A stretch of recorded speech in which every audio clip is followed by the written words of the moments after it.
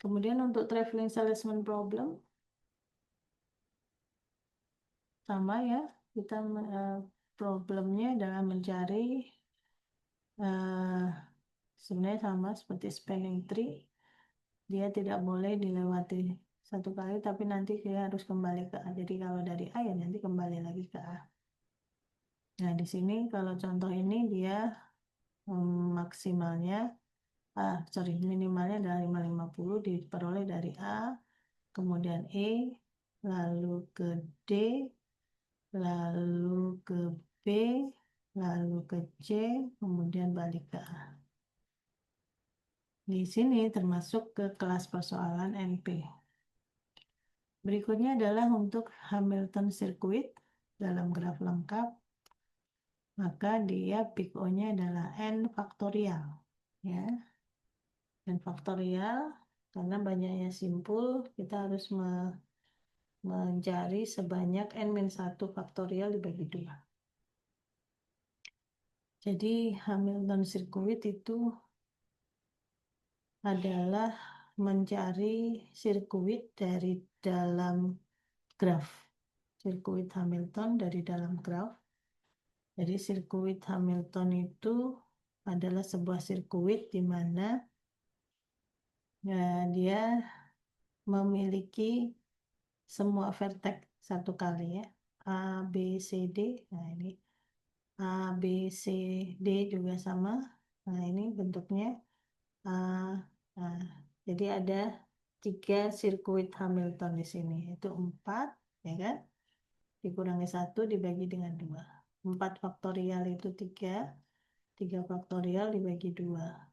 3 faktorial itu kan 3 kali 2 kali 1. Berarti kan sama dengan 6 dibagi 2.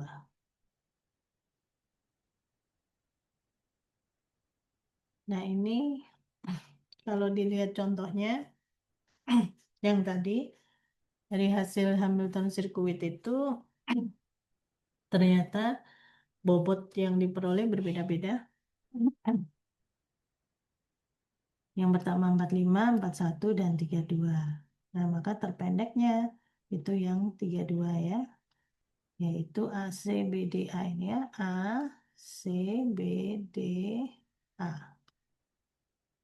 Dengan bobotnya 32. Maka jika jumlah simpul N itu terdapat N faktorial dibagi 2 sirkuit Hamilton, maka kompleksitasnya adalah peak O-nya N faktorial. Baik, berikutnya adalah traveling salesperson decision problem.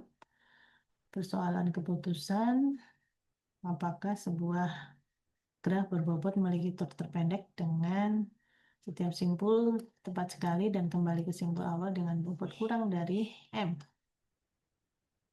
Ya, yang dimaksud dengan traveling salesman decision problem. Pada graf tadi kan yang tadi sebelumnya itu 32 ya. Maka jawabannya apakah persoalan traveling salesman adalah ya karena M-nya kurang dari 32. Nah, jika jawabannya kurang dari 32 maka jawabannya adalah no. Seperti itu. Jadi dari yang terkecil tadi kita jadikan sebagai threshold-nya.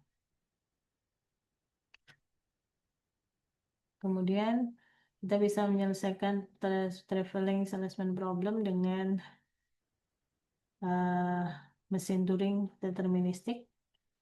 Jika diselesaikan dengan mesin Turing non-deterministik, maka langkahnya adalah kalau non-deterministik ya, maka langkahnya kita melakukan penerkaan, permutasi simpul-simpul, kemudian kita hitung total bobot tur dengan urutan simpul tersebut.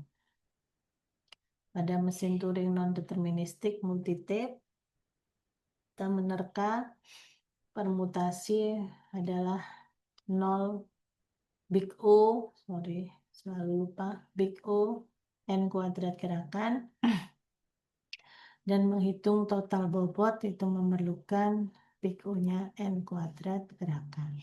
Sehingga kompleksitasnya itu sama dengan